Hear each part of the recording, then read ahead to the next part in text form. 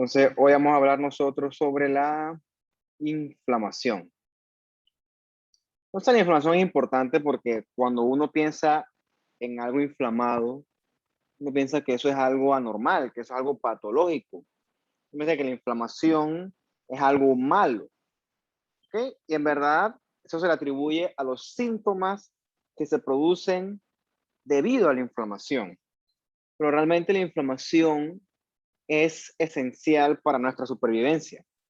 Si no fuera por la inflamación, nosotros no pudiéramos vivir, porque la inflamación es el método que nosotros empleamos para combatir cosas que no queremos y para posteriormente, luego del ataque ese, poder entonces reparar los posibles daños. Entonces, cuando hay inflamación, cuando un tejido está siendo atacado por algo, el ejemplo estándar para definir un ataque es por microorganismos. Que cuando a ti te entra un microorganismo por la vía que más prefieras o la que más te guste, y el organismo que más tú quieras, una bacteria, un virus, un hongo, un protozoario, todos esos microorganismos hacen que tu cuerpo reaccione y ataque, porque esos organismos no son amigables, esos organismos están ahí para causar daño. Entonces la inflamación es el método para poder erradicarlos. ¿Ok? Pero recuerda que inflamación no solamente existe frente a una infección. Por ejemplo, si tú te cortas, bueno, vamos a decir que no te cortas porque por ahí puede ser entrada de microorganismos. Si tú agarras y le pegas muy duro a una pared, también te inflamas. ¿Ok? Y eso no tiene nada que ver con infecciones. Esa inflamación que, por ejemplo, es secundaria a un trauma, ocurre también porque hay células muertas, ¿ok? Porque hay daño a las células y daño a los tejidos. Cuando hay daño a los tejidos, eso también provoca inflamación. Y también hay inflamación, obviamente, si ambas condiciones coexisten. Entonces, cuando hay inflamación en tu cuerpo, hay una zona de ataque. ¿Okay? Tu cuerpo está bajo ataque. Y entonces la inflamación consiste en llamar a varias células, varios mediadores, varias moléculas que van a ese sitio con la intención de poder eliminar ese agente ofensor. ¿Okay? Sin eso nosotros pues moriríamos, perderíamos la guerra contra los microorganismos. ¿Okay? Entonces quiero que les quede importante que no solamente hay inflamación en respuesta a microorganismos, hay inflamación también en respuesta a lesión tisular. Y recuerden entonces que vamos a ver que no solamente se da gracias a las células, sino que también hay una serie de moléculas que estaremos discutiendo en este módulo que participan también en la inflamación.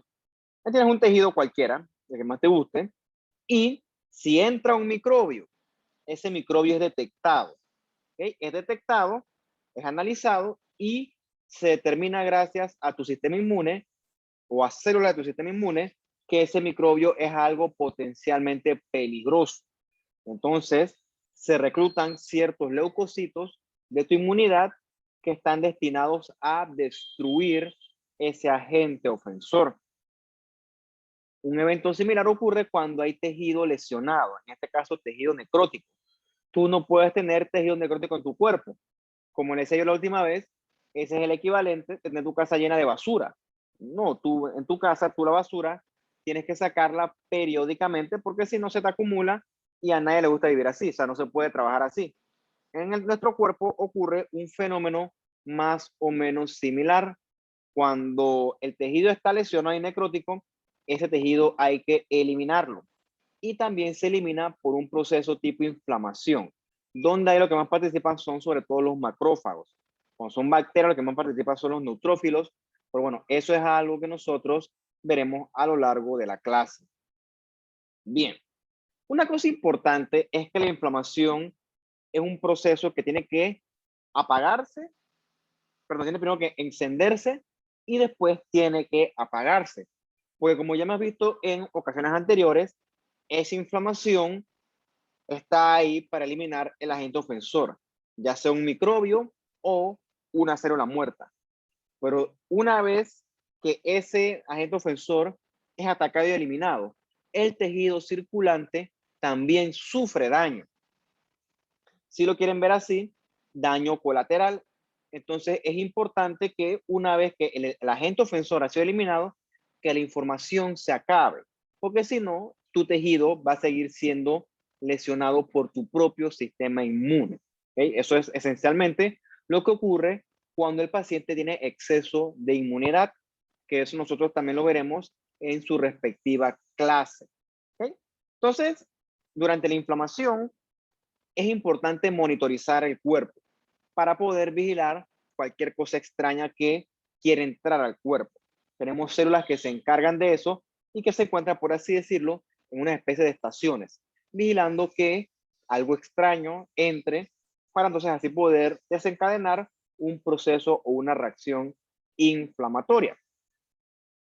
Entonces, si es así, por ejemplo, si tú te metes esta estaca acá en la piel, entonces hay células que detectan la lesión celular, las células muertas, y también detectan potencialmente si entran entonces microorganismos, ¿no? En este caso bacterias por medio de esta herida.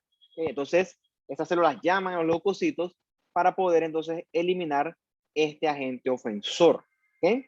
Entonces, no solamente hay leucocitos, también hay otros elementos que provocan los síntomas clásicos de la inflamación, que son el dolor, el rubor, el calor y el aumento de volumen, que más adelante vamos a ver por qué ocurren esos tipos de manifestaciones clínicas asociadas al proceso inflamatorio. Entonces, definitivamente, sin inflamación, jamás nosotros pudiéramos defendernos de las infecciones y tampoco pudiéramos sanar el tejido que ha sido lesionado. Entonces, la inflamación, palabras más, palabras menos, ocurre esencialmente en una serie de eventos ordenados. ¿Okay? Lo primero es que el agente ofensor, vamos a llamarle en este caso este microorganismo, vamos a decir que es una bacteria, este microorganismo entró, pasó las barreras, ¿okay? En este caso la barrera de la piel, que es un epitelio. Entonces él tiene que ser reconocido cuando él entra a las capas de los tejidos a los que no corresponde. Es como si a tu casa entra un ladrón, si tú no llamas a la policía nunca va a llegar. Tienes que agarrar y reconocer que alguien extraño entró a tu casa. Entonces, una vez que tú constatas eso, si es que esa verdad existe, o das constancia de eso, entonces a tu casa llega la policía, o debería llegar eventualmente. Pero si tú no reconoces que algo extraño está pasando, la policía no tiene por qué ir a tu casa. ¿Me explico? Lo mismo ocurre con nuestro cuerpo. Antes que se inicie el proceso inflamatorio, tiene que ese potencial agente ofensor ser reconocido para poder entonces ser atacado. Ese ataque se da gracias a leucocitos, ¿no? Usted sabe que son, para más, para menos, los glóbulos blancos. Esos leucocitos llegan hacia donde está ese agente ofensor. También hay participan proteínas, participa el complemento, a veces ciertos anticuerpos, y comienza una especie de guerra. ¿Okay? Una guerra en la cual el agente ofensor, la meta es eliminarlo. ¿Okay? Una vez ese agente ofensor es eliminado, tenemos que entonces terminar la reacción inflamatoria. Entonces, una vez que eso ha ocurrido, entonces comienza la reparación del tejido lesionado. ¿Okay? Esa última parte la discutiremos más adelante en otras clases cuando hablemos sobre la reparación del tejido. Entonces, del punto de vista patológico, la inflamación esencialmente se divide en dos tipos. Tenemos la inflamación aguda y la inflamación crónica. Bien, la que vamos a ver en este principio del módulo es básicamente la inflamación aguda. Y al final, o sea, en dos clases más, veremos la inflamación crónica. ¿Okay? La aguda, como dice la palabra, es rápida. ¿Ok? Es una respuesta rápida. Minutos, horas, y una respuesta que dura poquito. ¿Ok? Entonces, la inflamación aguda se caracteriza por ser rica en, sobre todo, neutrófilos, y también puedes ver macrófagos en la inflamación aguda. ¿Ok? Entonces, la inflamación aguda está destinada a eliminar un agente ofensor que llegó a tu cuerpo sin avisar. Por ejemplo, una bacteria, que es el mejor ejemplo. Cuando hay bacterias, los neutrófilos se activan y comienzan a tratar de atacar esas bacterias. Veremos que los neutrófilos viajan a nuestros vasos sanguíneos. ¿Okay? Para que el neutrófilo llegue de un punto de la sangre A al dedo que se me inflamó, que fue el punto B, los vasos sanguíneos tienen que cambiar. Entonces, ese cambio de vaso sanguíneo confiere un aumento de la permeabilidad vascular. O sea, que de los vasos sanguíneos sale fluido, salen proteínas y también salen neutrófilos. Entonces, vamos a ver ahorita que esa serie de fluidos es el famoso edema, ¿no? Que conlleva el aumento de volumen que se manifiesta a nivel clínico. Entonces, esa inflamación aguda, que es rápida y tiene un límite, tiene que eliminar el agente ofensor. A veces es exitosa, pero si la inflamación aguda no es exitosa, tiene que entonces dar lugar a una inflamación más potente, ¿ok? Que en este caso es la inflamación crónica. Como dice la palabra crónica, es de mucha mayor duración, prácticamente puede ser eterna, dependiendo del tipo de agente ofensor con el que estemos lidiando, y se caracteriza sobre todo por tener mononucleares. ¿Qué son mononucleares? Son células de un solo núcleo, en contraste con las células polimorfonucleares, ¿ok? Que son los famosos granulocitos, sobre todo, donde encontramos el principal, el neutrófilo.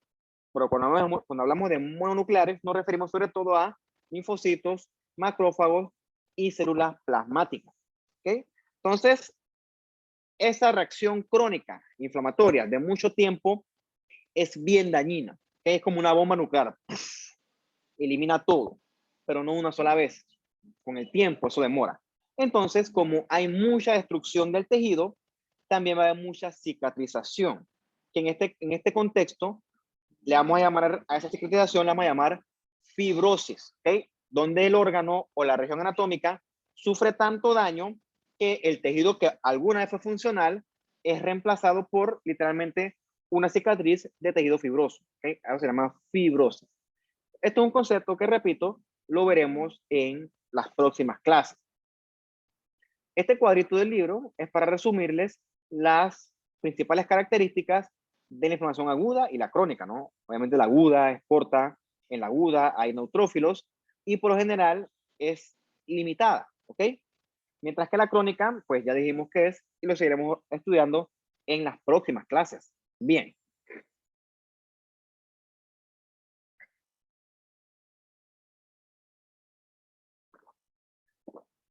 Habíamos discutido en los módulos anteriores que las células no están divorciadas unas entre sí. Las células tienen que comunicarse, ¿ok? Enviar un mensaje y ese mensaje conlleva a que la célula realice una función. Esa comunicación ocurre en varios escenarios, siendo un escenario de estos la inflamación.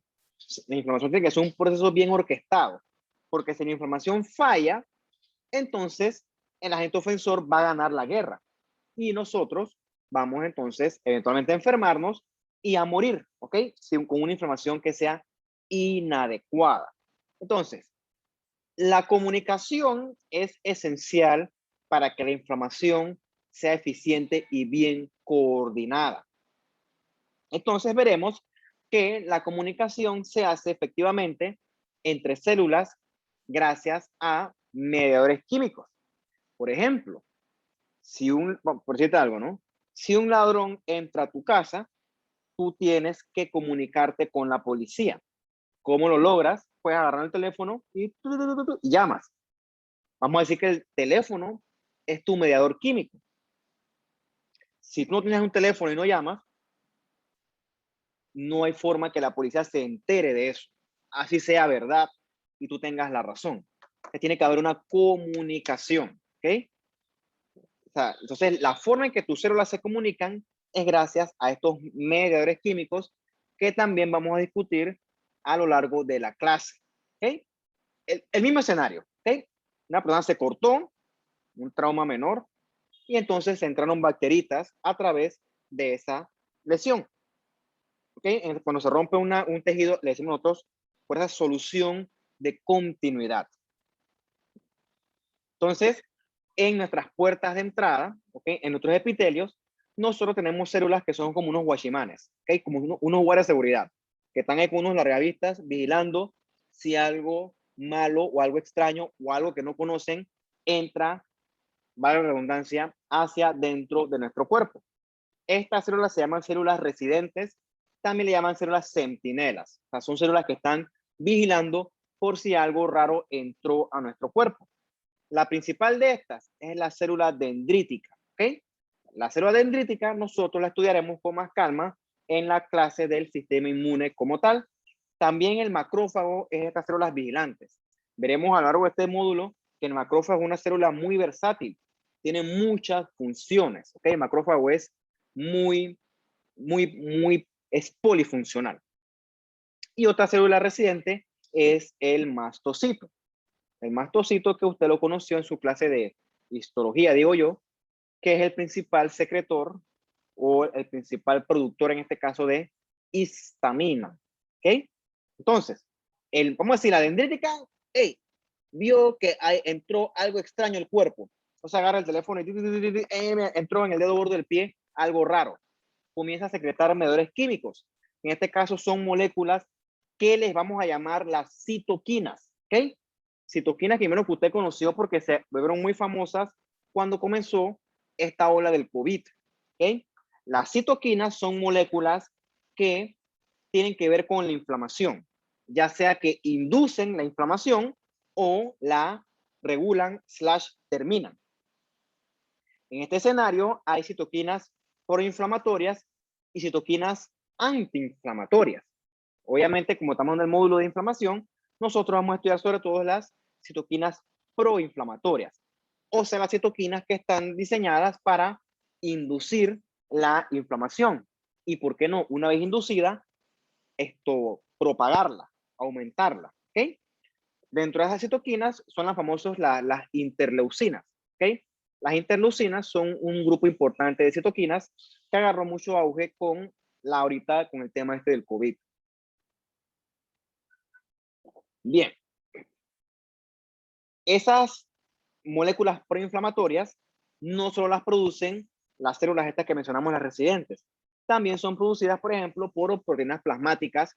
O sea, cuando en tu cuerpo hay un ataque, todo se altera y trata de llamar a la inflamación. O sea, tu cuerpo es como una orquesta, ¿okay? Todo está bien sincronizado para que eso ocurra de la forma más correcta y más sincronizada posible. A grandes rasgos, esas moléculas proinflamatorias, que en este caso le llamaremos mediadores inflamatorios, ¿qué hacen? Aumentan el flujo sanguíneo hacia el sitio afectado. Porque recordemos que los efectores de la inmunidad, o sea, los leucocitos y las proteínas plasmáticas, están en tu sangre. ¿Okay? Entonces, la forma que tú haces que ellos lleguen al sitio afectado es aumentando el flujo sanguíneo que está involucrado en ese punto anatómico X. O sea, si yo me corté el dedo gordo de la mano derecha, en este punto los vasos sanguíneos van a favorecer mayor flujo de sangre para que a ese sitio lleguen más leucocitos y entonces se pueda instaurar una respuesta inflamatoria como tal. Bien. Otra cosa importante que tenemos que nosotros entender en este punto del partido es que un leucocito, cualquiera que más te guste, es como una pistola, ¿ok? Es un arma, realmente. Los leucocitos son armas de destrucción. Entonces, como una pistola, tiene que tener un seguro, ¿ok? Que ese seguro solo se activa cuando tú vas a disparar. Si tú no vas a disparar, tú tienes la pistola en un modo con el seguro puesto, ¿ok? Que por mucho que tú apretes el gatillo, no va a disparar porque tiene el seguro puesto. Bueno, los leucocitos, si no hay inflamación, si no hay ataque, los leucocitos están en un modo con el seguro puesto, o sea, en un modo desactivado. Entonces, cuando existe el ataque, esos mediadores inflamatorios agarran el leucocito y ¡clac! Lo triggerean, lo activan, ¿ok? Y esa activación hace que el leucocito cambie y su capacidad para destruir aumente, ¿ok? El leucocito se prepara para batallar. ¿Qué ocurre? Como veremos más adelante, un leucocito activado gasta mucha energía, gasta mucho ATP y también es peligroso para los tejidos no lesionados. Entonces es ineficiente tener un leucocito siempre activado. Es como el revólver, o sea, tú eres un policía tienes en tu casa una pistola, tú no vas a tener la pistola todo el día con el seguro, sin el seguro. Es peligroso eso, ¿ok? No, tú nada más la activas si tú ves que hay potencial daño. Si no, es muy peligroso tener a tu pistola activada. En este caso es muy peligroso tener un leucocito activado si no estamos bajo ataque, ¿ok? Entonces, cuando hay inflamación, por lo general, siempre vamos a ver unas manifestaciones que son clásicas, ¿ok? Se llaman los signos cardinales de la inflamación. Y eso es clásico y se comparte prácticamente por todas las reacciones inflamatorias, independientemente del agente etiológico. Lo que sí varía es la intensidad de los signos. Si quieres hacer el experimento, agarra la pared, la mides y ¡pa! Métele un puñete con todo. ¿Ok? Entonces, en el sitio que tú golpeaste, esa extremidad se va a poner roja. ¿Ok? Va a haber rubor, porque en ese sitio los vasos van a aumentar el flujo sanguíneo. ¿Ok? También va a haber calor. ¿Ok? Eso es gracias a los medidores inflamatorios. Vas a ver que eso aumenta de volumen. ¿Por qué? Porque los vasos sanguíneos, su permeabilidad aumenta. Eso favorece que el líquido se salga del vaso. ¿Okay? Eso es el famoso edema. También va a haber dolor por un tema de activación de las terminaciones nerviosas libres. Y una quinta función que se describió fue la pérdida de la función del tejido que está inflamado. Repito, ¿no? Esto que usted ve acá son los signos clásicos de la inflamación.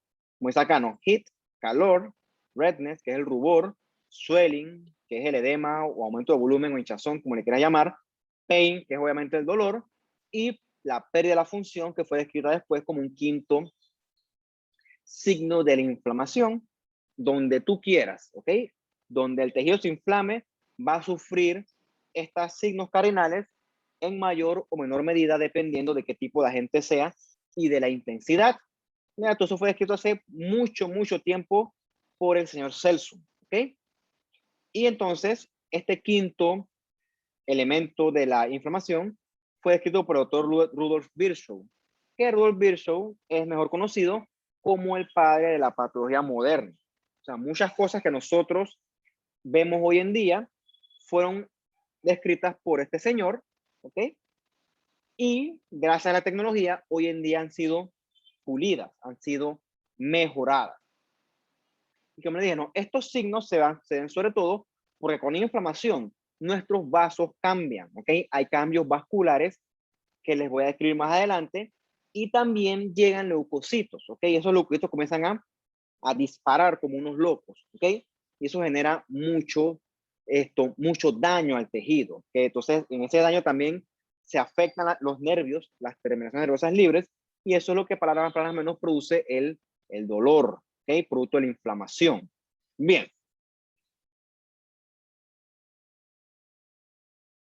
vamos a ver ciertos elementos básicos de la inflamación. Entonces, tenemos este, ¿no? Este es importante. La inflamación produce daño. Entonces, sí, la inflamación es muy beneficiosa. ¿Okay? La inflamación produce un efecto beneficioso para mí, porque elimina un agente potencialmente dañino. Pero hay veces que la inflamación se sale de las manos y entonces la inflamación comienza a dañar mucho mis tejidos. Entonces, en este escenario, el daño fue mayor que el beneficio. ¿Ok? Entonces, eso es una característica de ciertas reacciones inflamatorias.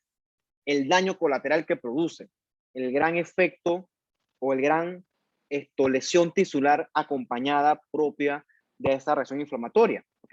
Como spoiler, gracias a eso, hoy en día son tan populares los medicamentos antiinflamatorios, ¿no? Que usted asumo que conoce de farma, pero yo no sé si en esta clase o la próxima vamos a hablar un poquito de qué ocurre entonces con esos antiinflamatorios, por qué son tan famosos, por qué son tan exitosos. Bien, una cosa importante es que cuando hay inflamación producto de una infección, por lo general, ninguna infección es eterna, ¿ok? Por ejemplo, un paciente le da una neumonía, lo tratan con antibióticos, ¿ok? El paciente tuvo 1, 2, 3, 4, 5, 6, 7, 8. los días que sean, estuvo mal, pero al cabo del tiempo, cuando la inflamación resuelve, ¿ok? Cuando la infección es resuelta gracias a la inflamación y digamos a los antibióticos, después vamos a tener una neumonía bacteriana, teóricamente ese pulmón a lo largo del tiempo queda como nuevo, ¿ok? El tejido se puede reparar y recuperar prácticamente toda su función, ¿ok? Porque esa infección es autolimitada, ¿ok? Autolimitado quiere decir algo que se acaba. Bien, vamos a utilizar un ejemplo menos drástico que una neumonía. El mejor ejemplo que se me ocurre es un resfriado común. O sea, tú te resfrías hoy, pues. Vamos a decir que es un resfriado que te el COVID y fue negativo, así que para que no creas que es COVID, te resfrías hoy y puede que estés hoy mal, mañana mal y pasado mal. 3 días, y eso es mucho, ¿no? Hay inflamación, ponte que tienes expectoración, que es que botas flema, fiebre, malestar general, dolor de cabeza, etcétera, etcétera, etcétera. ¿Ok? Al cabo de los 3 días, o sea, si es jueves, al domingo, tú estás como si nada. O sea, tus órganos, tus tejidos afectados están completamente como si nada, completamente funcionales. O sea, un resfriado es una infección con una inflamación que resuelve solita. O sea, con el tiempo tu propio sistema se encarga de eliminar ese virus, ¿ok? Ese potencial agente ofensor. Por eso se llama que son infecciones autolimitadas, ¿ok? Lo que te provoca molestias es los síntomas que produce, el dolor de cabeza, el malestar general, las artrialgias, las mialgias, pero realmente tu cuerpo se encarga de eliminar ese virus 1, 2, 3 días máximo, 4 si quiero ser muy generoso. O sea, eso es lo que se refiere por autolimitado.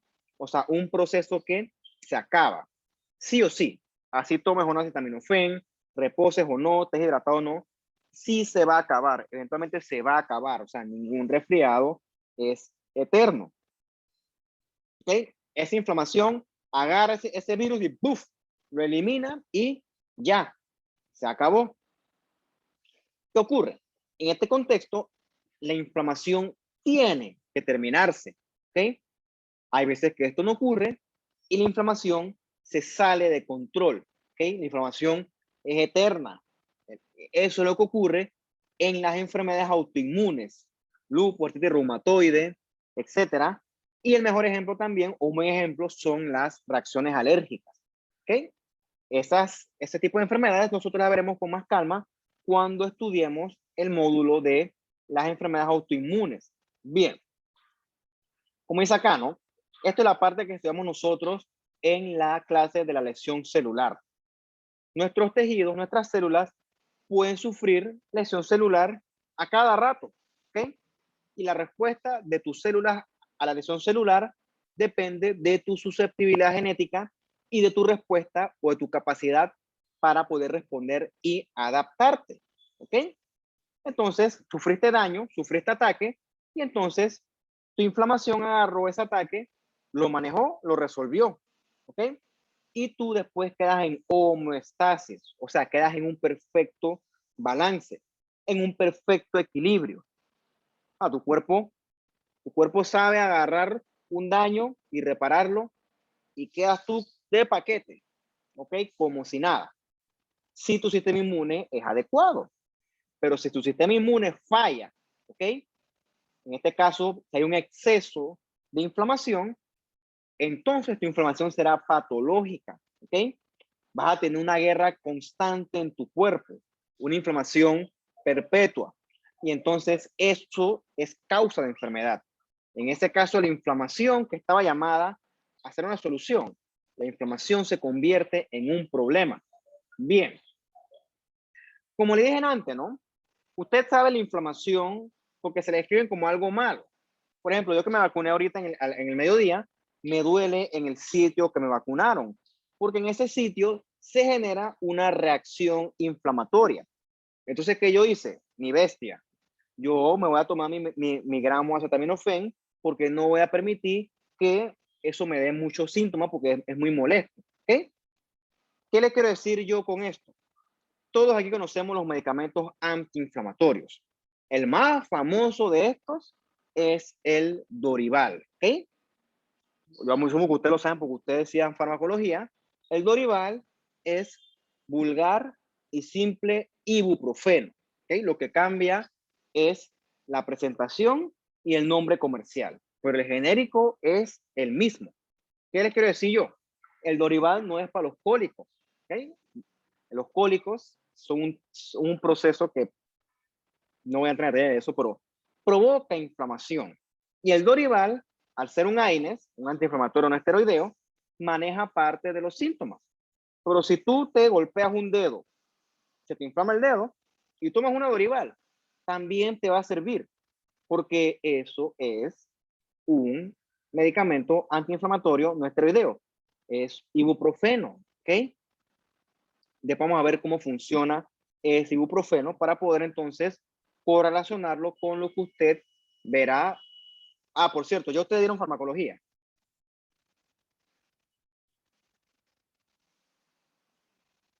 Sí, profe. Ah, bueno, entonces cuando veamos la parte esta del ácido araquidónico, probablemente eso correlacione con lo que usted vio en su clase de farma. Bien, ¿qué le quiero decir con esto? La inflamación es muy sintomática, ¿ok? Por eso es que la inflamación es vista históricamente como algo malo, ¿ok? Entonces, ¿por qué? Porque la inflamación me duele, me provoca mucho dolor, me provoca mucho malestar general, vamos a ver después por qué ocurre eso, y entonces yo no quiero eso, ¿ok? Entonces, yo lo que hago es que me tomo un medicamento que me disminuya los síntomas, sobre todo el dolor. Lo que más molesta es el dolor. Entonces, gracias a eso, los medicamentos antiinflamatorios son tan populares. Pero realmente para yo conocer por qué ese antiinflamatorio es tan popular, yo lo que tengo es que entender cómo funciona la inflamación. ¿A qué le pega ese AINES que es tan bueno? ¿Ok? Y yo no sé si eso lo vamos a ver ahorita o en la próxima clase. Yo creo que es la próxima, ¿no? Pero es importante para entender esto, cómo funcionan este tipo de medicamentos. ¿Ok? Eso lo vamos a ir ver nosotros con calma. Ay, es que no me acuerdo ahorita. Vamos, a lo largo de la clase vamos viendo, ¿no? Yo creo que no, porque esta clase es medio larguilla. Bien. Así como la información en exceso es mala, la información deficiente obviamente también es mala. El mejor ejemplo de un paciente con inflamación deficiente es un paciente con HIV-Sida. ¿Okay? Realmente no lo mata el virus, lo mata cualquier agente oportunista. Por oportunista quiero decir un agente que normalmente a mí no me hace daño, pero como yo estoy debilitado, gracias al SIDA, llega y ¡puf! Un hongo, una cándida que no me hace daño a mí, un paciente con SIDA, sí provoca infección. ¿Ok? Entonces, esta inflamación deficiente también es perjudicial. ¿Ok? Entonces, vemos que la inflamación tiene que ser balanceada. Si hay mucha inflamación es malo y si hay poca también es malo. Entonces, la clave aquí es el debido balance de la inflamación. Bien. Una cosa importante que también hay que conocer la inflamación es que la inflamación no puede ser eterna. ¿Okay? La inflamación tiene que tener un botón de on y un botón de off. ¿Okay? Cuando la inflamación agarra al agente ofensor y lo elimina, lo destruye, la inflamación tiene que acabarse. ¿Okay? Porque si no, nuestros tejidos van a seguir sufriendo daño. Deme un segundillo.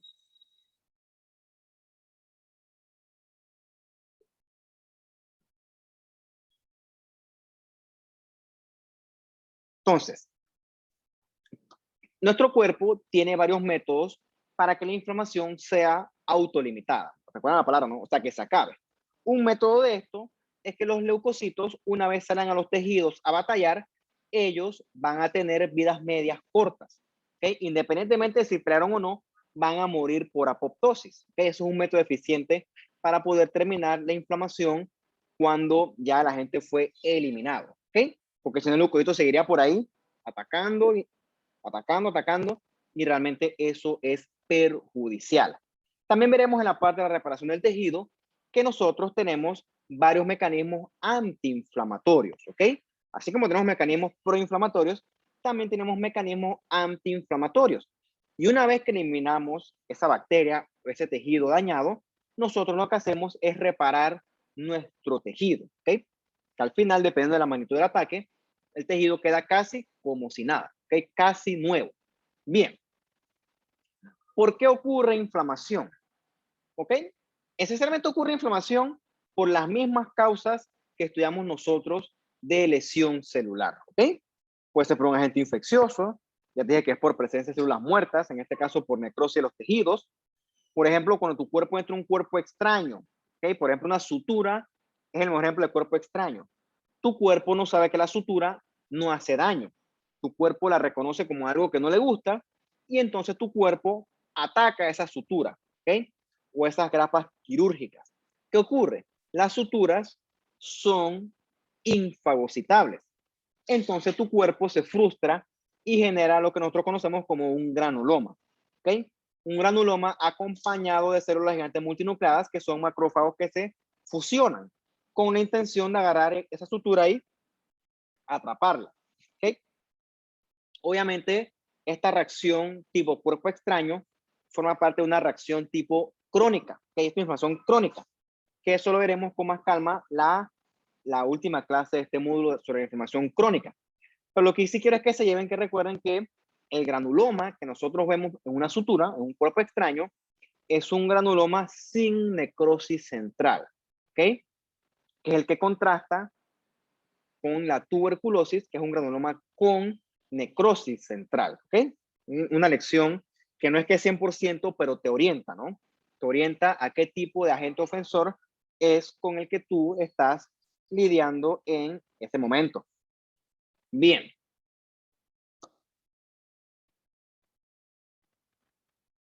Vamos a suponer que yo agarré un machete oxidado y me puse a cortar machete, oye eso, a cortar monte, y como yo no soy habilidoso con el machete, agarré y, y me corté la pierna, pues, porque soy bruto, yo pensé que sabía, pero me fui con el gusto y me corté, un machete sucio, y además sí que fue una herida, pues, una herida, pero no una cosa así tan dramática, ¿no?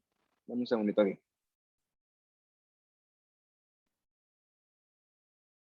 Entonces, a través de esa herida, es una solución de continuidad, ¿ok? Comienzan a entrar bacterias, ¿ok? Entonces, esas bacterias son reconocidas por mi cuerpo y entonces comienza la inflamación. También dije que me corté, o sea que en esa lesión, en esa lesión celular por trauma, también hay células que murieron, ¿ok? Células que no van a poder regenerarse, no van a poder repararse. Bien, ¿cómo mi cuerpo detectó que entraron bacterias? Bueno, recordemos a las células residentes, a las células vigilantes. Esas células, sobre todo las dendríticas, tienen receptores para poder detectar bacterias, ¿ok? Esos receptores se llaman los TLRs, ¿ok? O los Toll-like receptors, o los receptores tipo Toll. Entonces, las células dendríticas tienen estos TLRs que captan cuando entran bacterias, captan sustancias en las bacterias. Entonces, una vez que la dendrítica dijo, hey, es una bacteria, efectivamente, la dendrítica comienza a secretar mediadores proinflamatorios, sobre todo citoquinas, ¿ok? Citoquinas que ayudan a llamar entonces a ese sitio leucocitos para que comiencen la reacción inflamatoria para poder destruir esa bacteria. Bien, tenemos otros receptores que son receptores que captan el daño celular. Pero cuando me corté con ese machete, mis células es como si me hicieran una autopsia. Tú me haces una autopsia a mí, me abres y yo tengo adentro, no estoy sólido adentro, estoy lleno de intestino, va a sangrar, va a pasar un poco de líquido. ¿Me explico? Entonces, la célula cuando la dañan, también la célula ¡puf!, se abre y se le sale todo el contenido.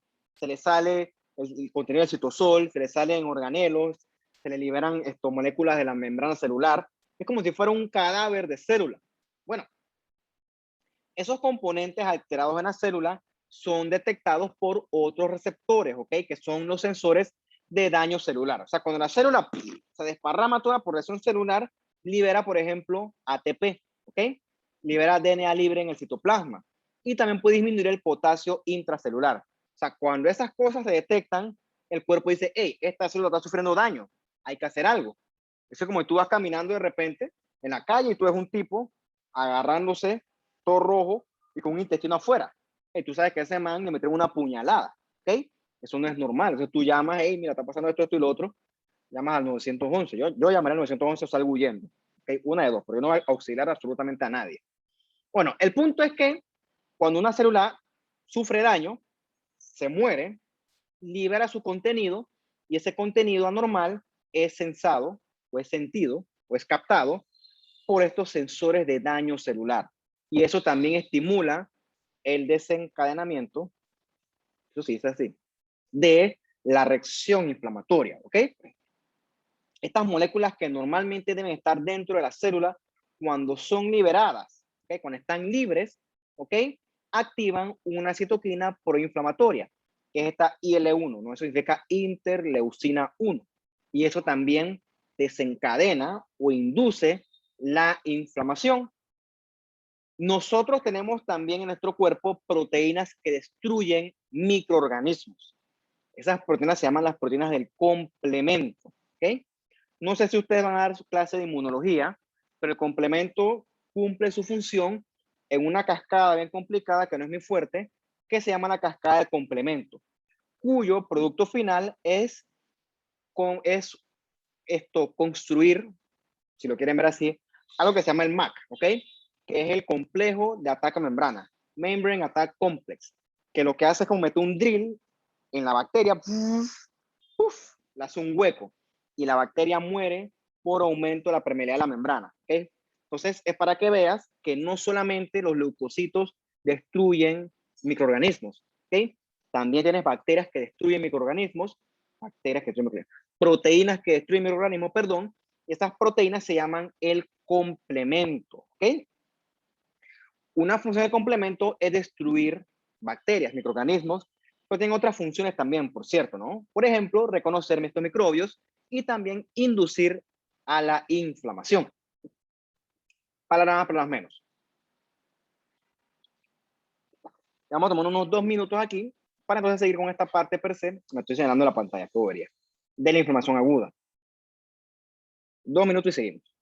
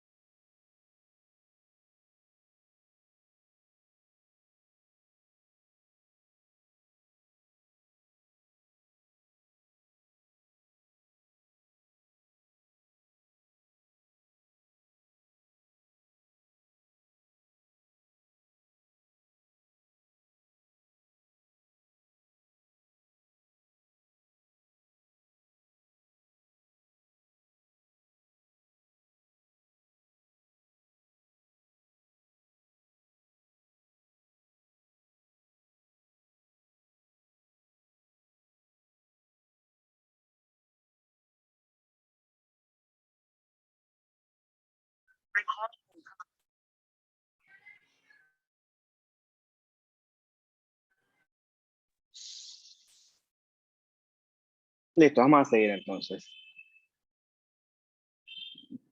Y vamos a comenzar hablando elementos como tal de la inflamación aguda. Bien, durante la inflamación aguda, que ya discutimos de forma resumida qué es, ¿okay? Recuerden que es rápida, vemos neutrófilos y se tiene que acabar. Vamos a ver que hay tres elementos principales, ¿ok?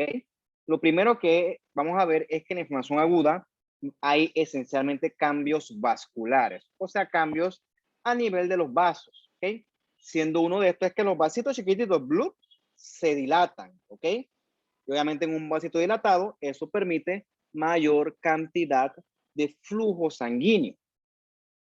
Otra cosa es que los endotelios que recubren los vasos sanguíneos, que normalmente están bien sellados gracias a las uniones intercelulares, durante la inflamación aguda, gracias al efecto de ciertos mediadores, esos endotelios se abren, ¿ok? Y esas aperturas del endotelio permiten el flujo de, por ejemplo, líquido fuera de los vasos sanguíneos y también permiten que los leucocitos abandonen la circulación y vayan entonces a los tejidos que están siendo atacados. ¿Ok?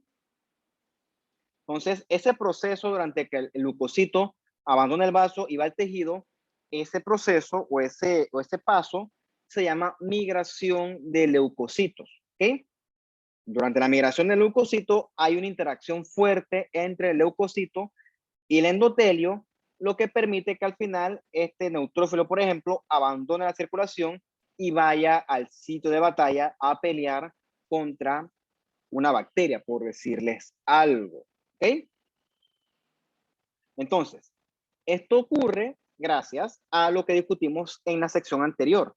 Se detectó que había un agente ofensor gracias, por ejemplo, a las células dendríticas y entonces eso desencadenó la liberación de mediadores o citoquinas que favoreció estos cambios vasculares. ¿Ok? Entonces, los cambios vasculares de la inflamación aguda van a hacer que entonces el flujo sanguíneo, sobre todo, aumente, ¿no? Gracias a la dilatación de los vasos. Dependiendo de, va a haber cambios en el flujo sanguíneo, ¿ok? Y también va a haber cambios en la permeabilidad de los vasos. Gracias a esos cambios que ocurren a nivel vascular, el leucocito va a poder llegar y atacar justamente en el sitio de la lesión, ¿ok? Porque el vaso se abre, fluye más sangre y permite que más leucocitos puedan viajar y llegar hasta el sitio afectado. Bien, cuando el vaso sanguíneo, esto es un vaso sanguíneo normal, ¿okay? Aquí hay dos conceptos que son la presión hidrostática y la presión coliosmótica que no vamos a discutir hoy. Esos conceptos los discutimos con mucha más calma y mucho mayor detenimiento cuando hablemos de los trastornos hemodinámicos. ¿Okay? Dijimos que cuando hay inflamación aguda los vasos cambian y esos vasos, por así decirlo, permiten mucha fuga. ¿Okay? Mucha fuga de líquidos y de leucocitos, ¿ok? Hacia el sitio que está siendo lesionado por la bacteria, ¿ok? Bien, ese líquido que sale de los vasos, que es rico en leucocitos y es rico en proteínas, a ese líquido nosotros le vamos a llamar un líquido de exudado, ¿ok? Por así decirlo, es un líquido proinflamatorio. ¿Okay? Es un líquido rico en leucocitos y es un líquido que es rico en proteínas. ¿Okay? También ese exudado puede ser rico también en debris celular. ¿Qué es debris celular? ¿Okay? Cuando ocurre una inflamación, el neutrófilo comienza a disparar, destruye células y los cadáveres de células se suman a ese exudado, ¿no? Los restos de las células. Eso es el debris celular. Es un líquido, por así decirlo, que también puede ser sucio, porque también puede contener microorganismos. A veces contiene tanto microorganismo, tanta bacteria, tanto debris celular, tanto leucocitos, que forma lo que nosotros coloquialmente le llamamos pus. ¿Ok? la pus o el pus es una especie de exudado que se caracteriza por tener sobre todo mucha bacteria, ¿ok? Bien, entonces cuando nosotros hemos exudado, quiere decir que hay inflamación, ¿ok? Que hay inflamación y que ese exudado se dio gracias a que los vasos aumentaron su permeabilidad. Ahorita vamos a ver unos conceptos sobre eso también. Bien, hay otra contraparte de esta salida de fluido que se llama el trasudado, ¿ok? En comparación con el exudado, el trasudado es un líquido limpio, ¿ok?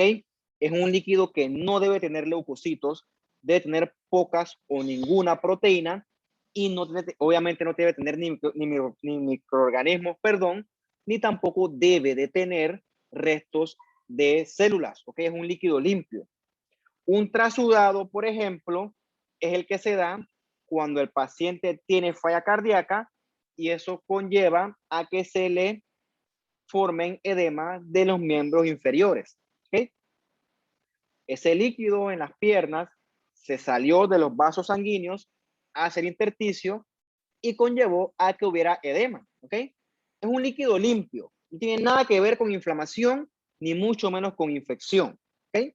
Que es un líquido que se salió de los vasos sanguíneos por un tema mecánico, en este caso biomecánico. ¿Por qué? Porque la sangre no puede regresar de vuelta al corazón y se queda acumulada en los miembros inferiores, en los vasos de los miembros inferiores, y en un punto que hay tanta presión dentro de los vasos que el líquido ¡puf! Se sale, ¿ok? Se rebosa, por así decirlo, se sobredrena, ¿ok?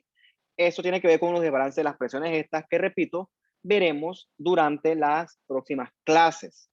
A diferencia del exudado, que el exudado es porque hay fuga vascular, porque hay un aumento de la permeabilidad vascular, en el trasudado, esta permeabilidad vascular es completamente normal. ¿Ok?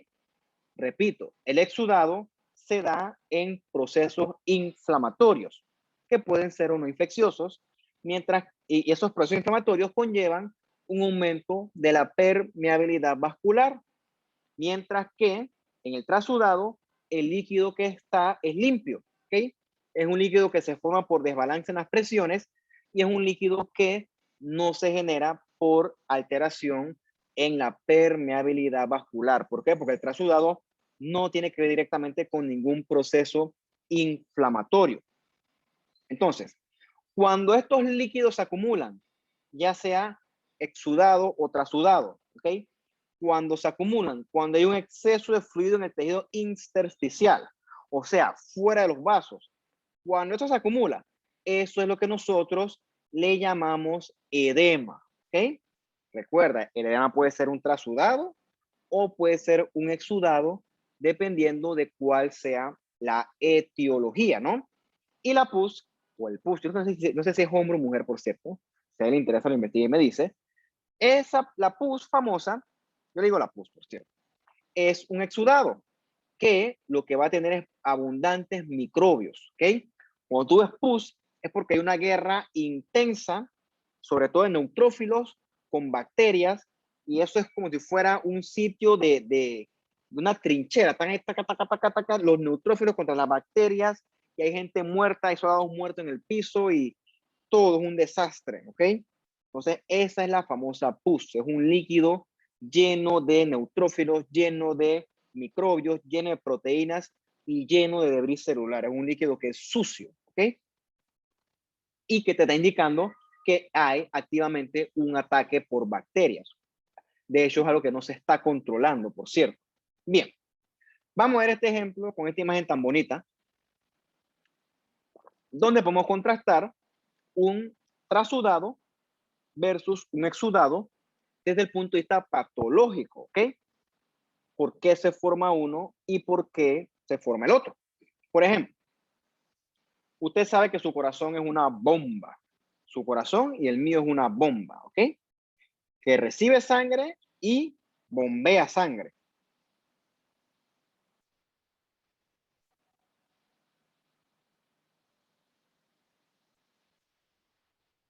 ¿Ok? Dame un segundito acá.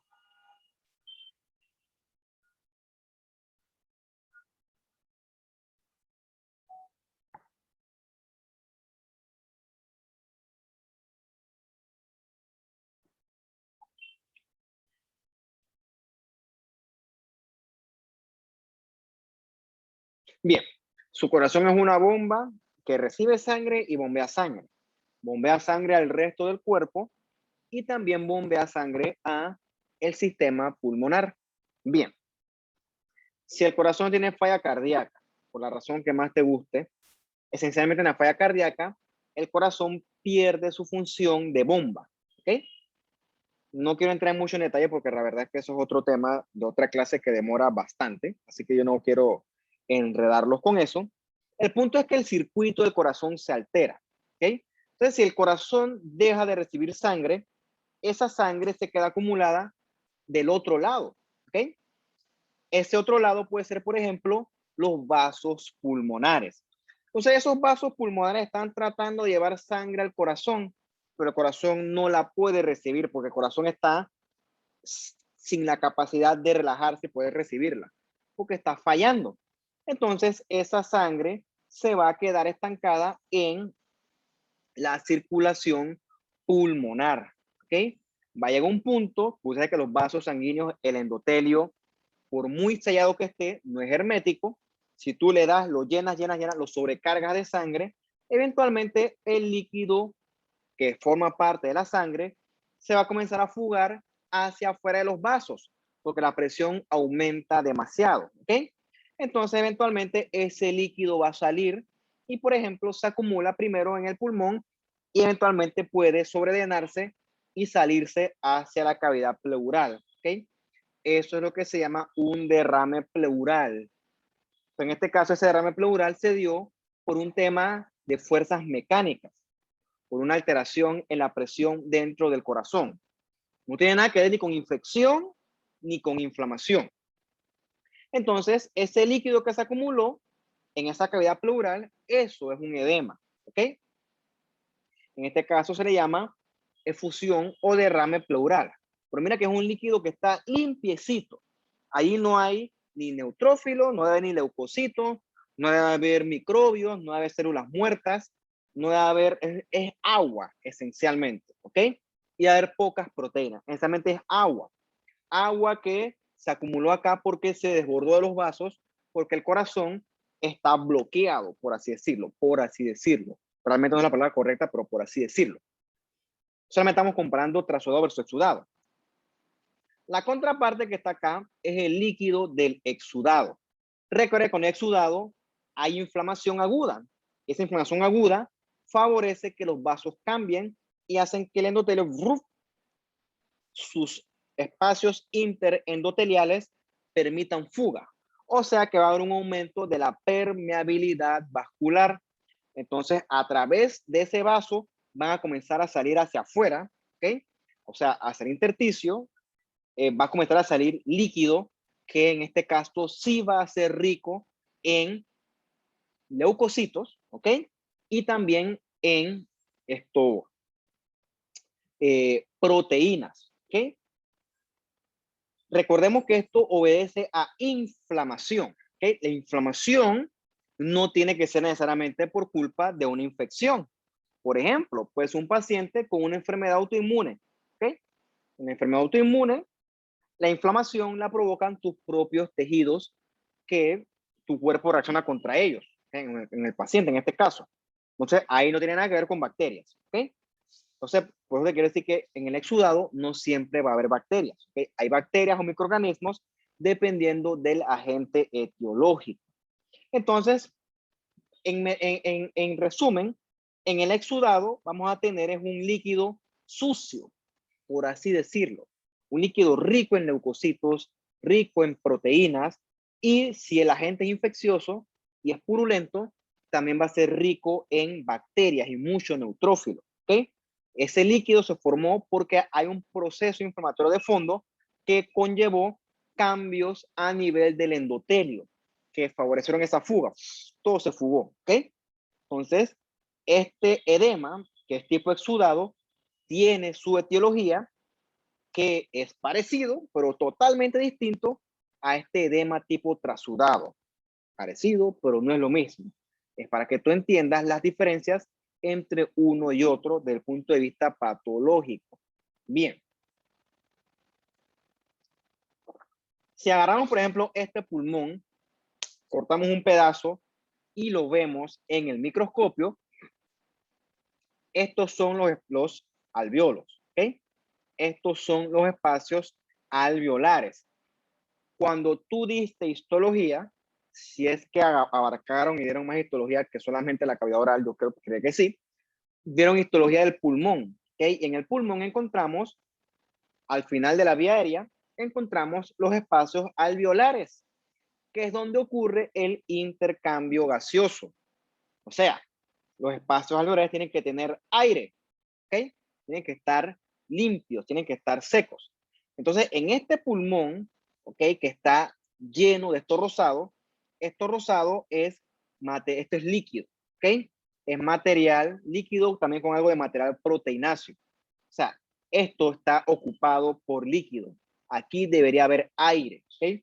Eso es lo que ocurre en el pulmón de un paciente con, sobre todo, falla cardíaca. O sea, los pulmones se estancan de tanta sangre que la sangre se sale de los vasos y se va a la vía aérea. Por eso es que el paciente con falla cardíaca puede tener dificultad para respirar. ¿Por qué? Porque sus alvéolos están llenos de agua. ¿Ok? No tiene nada que ver con inflamación, por cierto, o no directamente.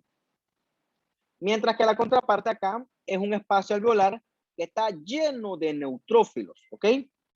Aquí el líquido es sucio, líquido lleno de neutrófilos, lleno de debris celular, y también debe haber aquí microorganismos, sobre todo bacterias.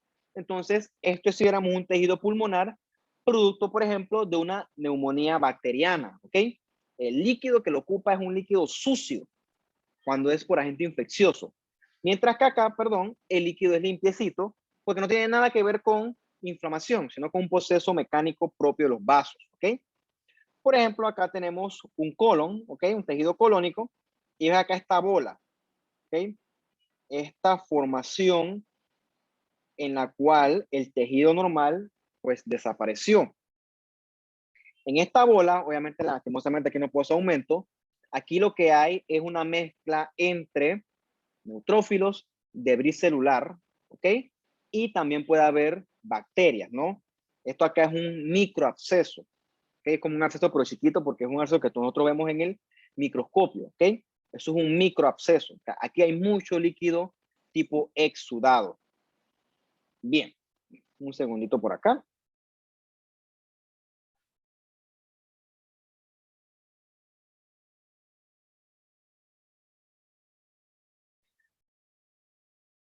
Bien, durante la inflamación aguda dijimos que los vasos cambian, ¿ok? Los vasos dijimos que se dilatan, ¿ok? Esos dilatadores, perdón, esa dilatación ocurre gracias a ciertos mediadores cuyo o el más importante va a ser la histamina, ¿ok? Entonces, esos vasos aumentan de calibre para permitir que fluya más sangre, ¿ok? Por ejemplo, como este vaso que tienes acá, es un vaso que se dilata y eventualmente a él fluye más sangre. Gracias a ese aumento de flujo sanguíneo, entonces en ese sitio de inflamación, nosotros vemos el famoso rubor, lo rojo y también el calor. Recordemos que los vasos también cambian, ¿ok? Los endotelios se abren y permiten la salida de exudado al sitio de batalla. Llega un punto en el cual el vaso se dilata tanto y sale tanto fluido que eventualmente el flujo se va a enlentecer, ¿ok? Entonces, eso va a favorecer que haya una mayor concentración de eritrocitos, ¿ok? Entonces, en ese punto va a llegar un punto que la sangre se va a estar tan dilatado el vaso que la sangre se va a comenzar a estancar, ¿ok? Eso se le llama estasis, ¿ok? Entonces, esa estasis es la que hace que los tejidos inflamados se vean rojos, se vean congestivos, ¿ok? Tiene que ver mucho con el rubor. Eso ocurre gracias a que los vasos están todos dilatados, tanto así que hay un punto en que la sangre fluye, pero el vaso está tan dilatado que la sangre no puede fluir y se queda estancada ahí, ¿ok? Eso se llama un proceso de congestión vascular y es propio de los tejidos inflamados. Bien, eventualmente esa estasis sanguínea va a aumentar, ¿ok? O se va a prolongar y eso va a favorecer que el flujo sanguíneo ya no sea tan rápido, ¿ok? Y ese flujo sanguíneo que ya no es tan rápido permite que los leucocitos comiencen a pegarse a la pared del vaso, como lo tenemos aquí, ¿no? Aquí tenemos una arteriola, sé que es una arteriola porque tiene la capa muscular bien gruesa, y ves cómo tiene leucocitos dentro de su lumen vascular. Mira, esto es como, por ejemplo, tú vas en el metro. Si tú vas en el metro y te quieres bajar en la parada, el metro tiene que detenerse, ¿ok? Fíjate que tú eres un leucocito y el metro es un vaso sanguíneo. Si te tienes que bajar del punto A al punto B, el metro tiene que detenerse, ¿ok? No te puedes bajar del metro en movimiento. Lo mismo ocurre con nuestros leucocitos. Los leucocitos tienen que bajarse del vaso sanguíneo, por así decirlo, en un escenario donde el flujo sanguíneo no sea tan rápido, ¿ok? Por ejemplo, en las arteriolas, el flujo sanguíneo es muy violento, es muy rápido. Por eso es que los leucocitos prefieren para bajarse a las vénulas postcapilares, donde el flujo sanguíneo es mucho más lento, es mucho más detenido, ¿ok? Entonces, mientras todos estos procesos cambian, el endotelio también comienza a cambiar, comienza a activarse. Y esa activación se produce gracias a los mediadores propios de la inflamación. Entonces, este endotelio activado comienza a expresar moléculas de adhesión. Esas moléculas de adhesión interactúan con los leucocitos para que estos comiencen a entonces a adherirse a la pared del vaso para que eventualmente puedan agarrar y salir al intersticio, ¿ok? Si no, tienen que interactuar, tienen que comunicarse, porque si no, no pueden salir. Bien. ¿Por qué se da ese aumento de la permeabilidad vascular en la inflamación aguda?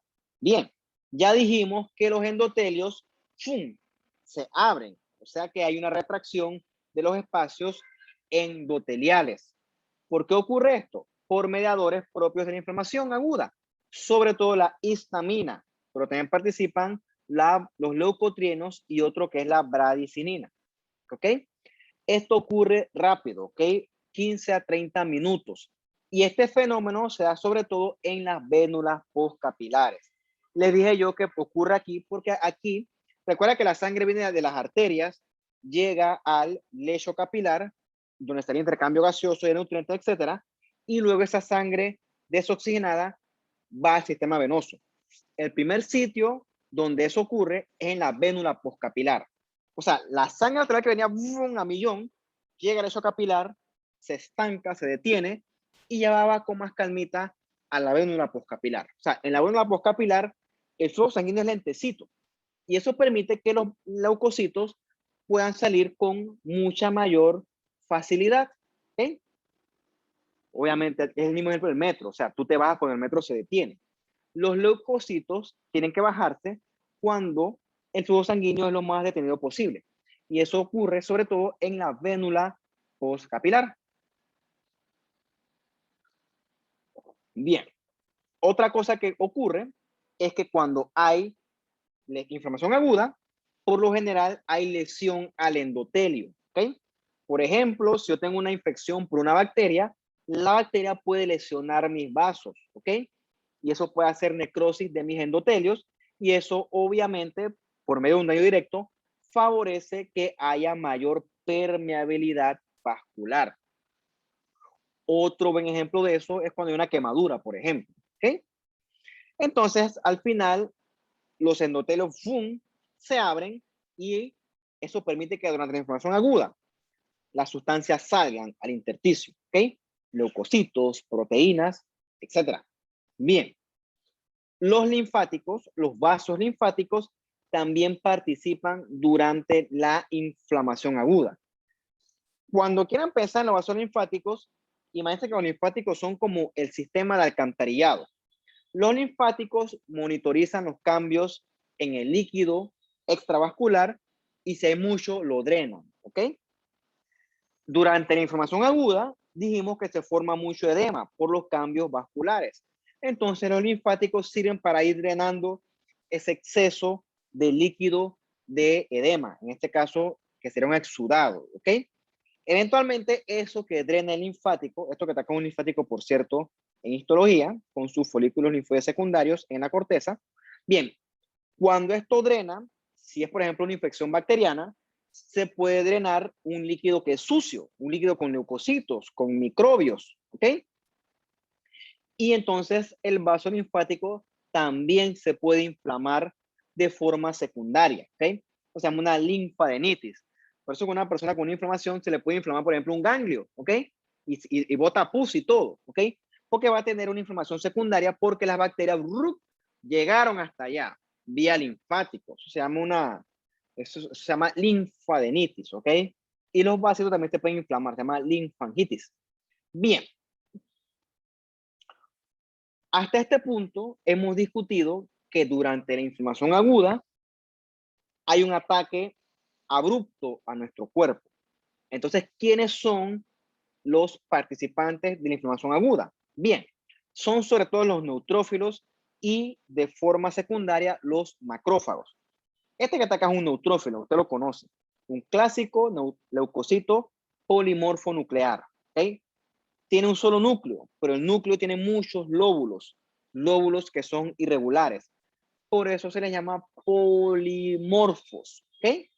Y otra cosa que tiene este leucocito, que como es un granulocito, es que en su citoplasma hay muchos gránulos. Otra forma de reconocerlo es por su tamaño.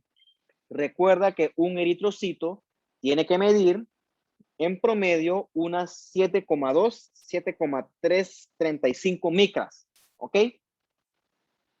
Sabiendo eso, tú lo usas como regla al eritrocito.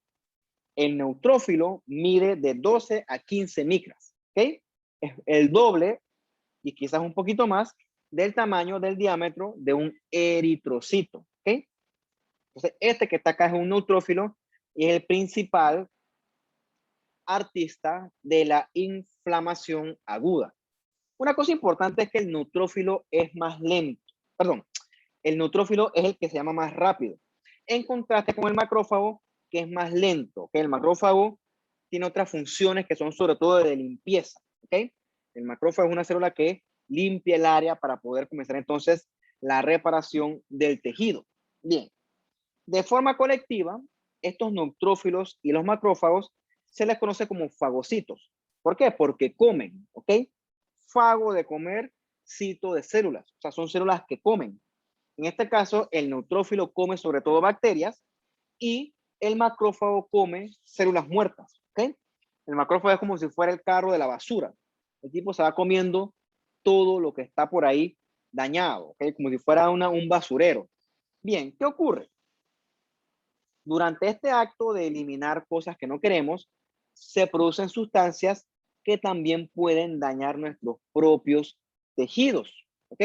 Y en casos más severos, la inflamación se puede extender a la sangre, ¿ok? Y eso genera muchos síntomas sistémicos que si no se controlan, eso puede ser fatal para el paciente. Bien, entonces esta tablita nos resume qué ocurre o cómo contrastamos al neutrófilo versus el macrófago. El neutrófilo vive poquito y eso es bueno, porque si no el neutrófilo causará mucho daño, ¿ok? El neutrófilo se desgranula porque sus gránulos son los que ayudan a eliminar las bacterias, ¿ok? Mientras que el macrófago vive mucho, probablemente hasta years, hasta años. Y veremos que el macrófago participa en inflamación aguda, pero veremos que también en las otras clases es el principal artista de la inflamación crónica. Pero eso lo veremos nosotros después. ¿Ok? Bien, una vez que la infección, en este caso medicamento infeccioso, ha sido reconocido, entonces los neutrófilos tienen que ir al sitio de batalla. ¿Ok? Los neutrófilos tienen que abandonar los vasos sanguíneos, tienen que migrar. Ese es un proceso que es bien regulado gracias a moléculas de adhesión y a citoquinas.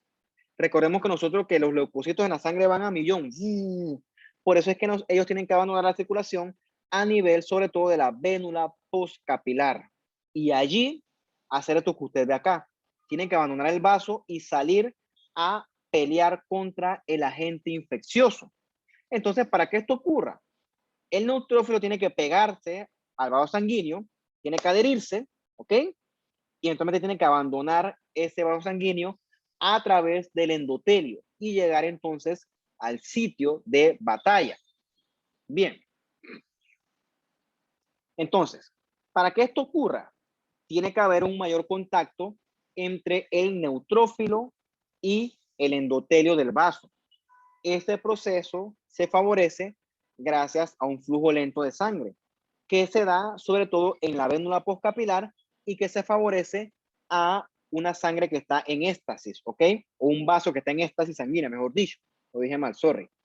¿Ok? Gracias a que ocurre ese fenómeno de éxtasis, la sangre fluye más lento y eso permite que el leucocito, en este caso el neutrófilo, pueda hacer mayor contacto con el endotelio del vaso.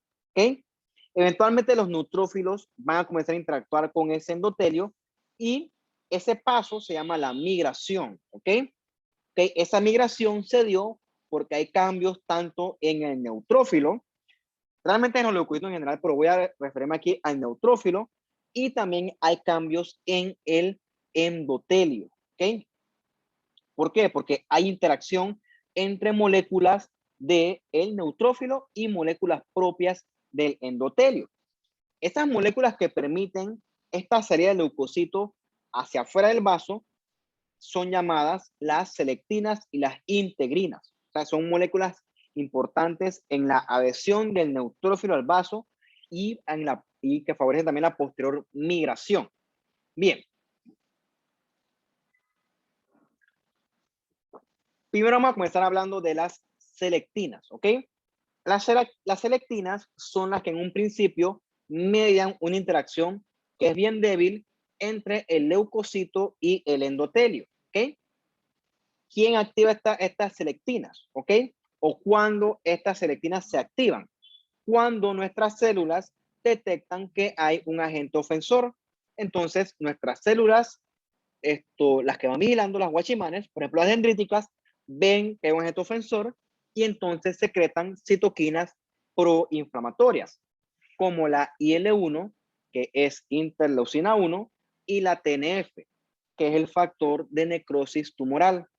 Cuando eso ocurre, comienzan entonces a activarse estas selectinas. Bien, hay varios tipos de selectina. Por ejemplo, está la E-selectina, la E que es de endotelio, está la P-selectina, que es de plaquetas, que también está en el endotelio, y está la L-selectina, que tiene la L de leucocitos. Entonces, cuando hay inflamación, estas moléculas se expresan y permiten que el leucocito pueda interactuar con el endotelio. ¿Qué ocurre? Esa interacción es débil, ¿ok? Y entonces el leucocito comienza a golpearse contra el endotelio, por así decirlo. Se pega, se despega, se pega, se despega, se pega, se despega, ¿ok? Ese acto de pegarse y despegarse, eso eventualmente se llama rodamiento. O sea, el leucocito se despega y se despega tanto que comienza literalmente a rodar sobre la superficie del endotelio. Es como, por ejemplo, tú estás sentado en el metro y ponte que tú te subes en el metro en la Gran Estación y te quieres bajar en Pueblo Nuevo. O sea, no es que el metro para en Pueblo Nuevo y él espera que tú salgas. No, señor. Tú tienes que comenzar a pararte y a empujar si hace falta y así permiso. ¿Ok? Tú tienes que comenzar a interactuar con la salida del metro. Porque si no, nadie te va a hacer que tú salgas. ¿Ok?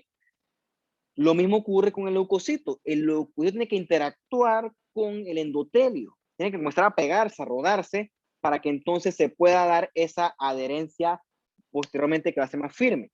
Pero ¿qué ocurre? Con las selectinas, la interacción inicial es bien débil, ¿ok? Eventualmente con ese rodamiento, la interacción se hace más fuerte, ¿ok? Y el reconocimiento será también más eficiente. Y eso ocurre gracias a las integrinas, que son las otras moléculas. Estas integrinas son las que sí permiten una adhesión fuerte y firme del leucocito al endotelio, ¿ok? Las integrinas eventualmente las expresa el leucocito. Y gracias a esa integrina es que el leucocito ¡puf!, se puede adherir firmemente al endotelio Y una vez que se adhiere firmemente al endotelio, es que él puede abandonar la circulación e ir hacia el tejido afectado. Hasta que él no se detenga, nunca va a poder abandonar el endotelio. Ok, ¿cuándo ocurre esa adhesión gracias a las integrinas? Ocurre porque el leucocito se comienza a activar, o sea, el leucocito cambia. Y esa activación ocurre gracias a otro tipo de citoquinas que se llaman las quimiosinas o también las quimioquinas, se llaman también, que son moléculas que atraen al leucocito al sitio de batalla. Por ejemplo, si mi inflamación es en el dedo índice de la mano derecha, ¿cómo el leucocito sabe que es allí? Bueno, parte de ese llamado se lo da las quimiosinas, ¿ok? Son moléculas quimioatrayentes que atraen al leucocito al sitio de batalla. Las citoquinas, como la TNF y la interleucina 1, también activan el endotelio para que éste pueda interactuar con más facilidad con la integrina que está expresando el leucocito. O sea, cuando hay esta inflamación per se instaurada, hay una interacción que en un principio es débil por las selectinas, pero después bien fuerte gracias a las integrinas. Es tan fuerte la interacción que permite que el leucocito, por así decirlo, se adhiera firmemente al endotelio y entonces una vez que él se pega, es que entonces él puede comenzar a salir del endotelio ese y llegar al tejido afectado. Bien, ¿por qué todo esto que le digo es importante? Porque si esa interacción del leucocito con el endotelio es deficiente, porque por ejemplo si la selectina es deficiente o la integrina es deficiente, si algo ahí falla, como general, la inflamación también será deficiente, ¿ok? Entonces, todas estas cosas tienen que ocurrir bien reguladas, tienen que ser bien sincronizadas para que la inflamación sea lo más eficiente posible. Un segundillo.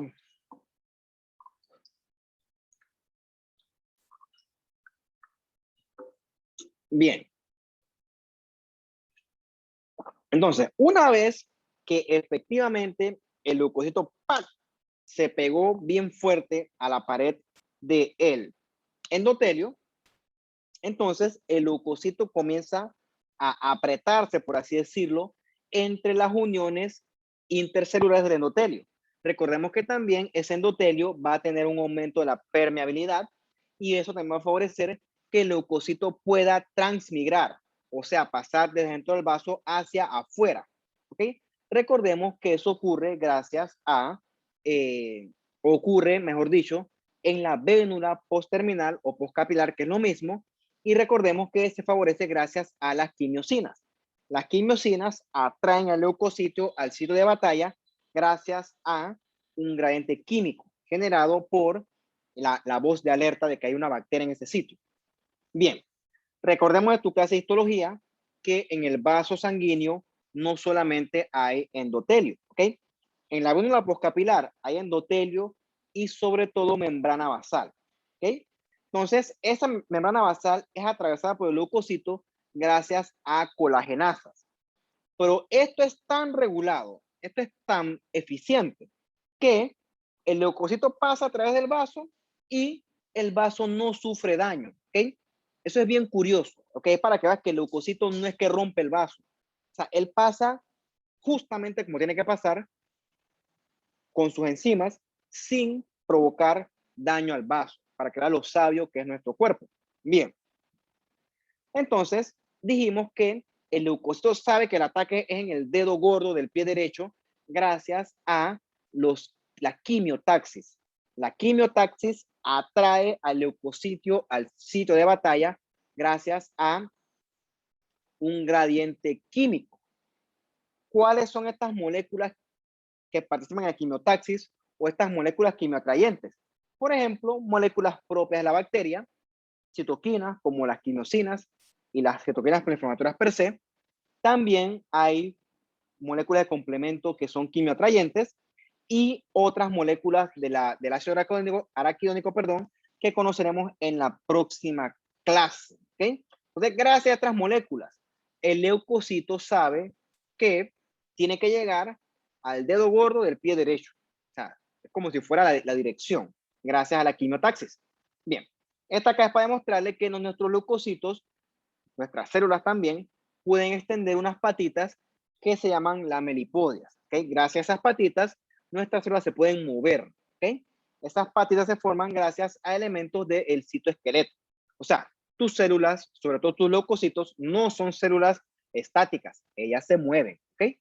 Bien. Entonces, una vez el leucocito llegó al sitio de batalla, va a haber respuestas que cambian en función del tiempo. En un primer tiempo, o sea, de las 6 a las 24 horas, lo que predomina es el neutrófilo o los neutrófilos. Los neutrófilos son expertos en llegar rápido, reconocen rápidamente las quimiosinas y también son expertos en adherirse y transmigrar a través del endotelio. Y llegan, por ejemplo, a este epitelio escamoso, que puede ser el esófago, por ejemplo, ¿no? Ves que está lleno de neutrófilos. Importante, los neutrófilos solo duran máximo 48 horas. Después de esto sufren apoptosis y mueren. ¿Okay? Luego de eso, si el agente ofensor no ha sido eliminado, llegan los macrófagos, más o menos a las 48 horas. Los macrófagos viven mucho más, vimos ya que casi hasta años, pueden proliferar y si el agente ofensor no es eliminado, entonces la inflamación cambia hacia crónica, ¿okay? Donde el leucocito que predomina allí es el macrófago, ¿ok? O sea, es que el macrófago participa en ambas, tanto en la aguda como en la crónica. Bien. Por ejemplo, cuando hay infección por pseudomonas, estas son excepciones, puede que veamos neutrófilos por más días. Puede que. Es para que vean que puede haber excepciones. También cuando hay virus, cuando el virus es el que ataca, los virus son sobre todo atraen linfocitos, ¿ok? Cuando tú ves muchos linfocitos, probablemente el agente etiológico es un virus. Durante una inflamación alérgica, una inflamación que se da un tipo de alergia, lo que predomina son los eosinófilos. Ves que, por ejemplo, esto que está acá es una mucosa esofágica. Tú sabes que en el esófago lo que predomina, o lo que existe, mejor dicho, es un epitelio escamoso estratificado no queratinizante, que también es el epitelio, por cierto, de la cavidad oral. Entonces, ves todo esto rojito que está acá. O sea, estos son puros eosinófilos. Entonces, esto es una esofagitis eosinofílica. ¿Ok? Ves que hay mucho eosinófilo y hay muchos gránulos sueltos de eosinófilo y también hay grupitos o colecciones de eosinófilos. Se llaman microabscesos eosinofílicos. Entonces, esa esofagitis eosinofílica tiene un componente alérgico. ¿Ok? Aquí hay algo que está trayendo estos eosinófilos. ¿Dónde más aumentan los eosinófilos? Bueno, en infecciones por parásitos, o mejor dicho, infestaciones por parásitos. Entonces, ¿para qué les digo esto? El día de mañana que tú ves un VH, un hemograma, cuando hay neutrofilia, eso te orienta a ti a infección bacteriana. Cuando hay eosinofilia, te orienta a algo alérgico o algo también por estos parásitos. ¿Ok? Cuando hay linfocitosis o linfopenia, te orienta a algo tipo viral. ¿Ok?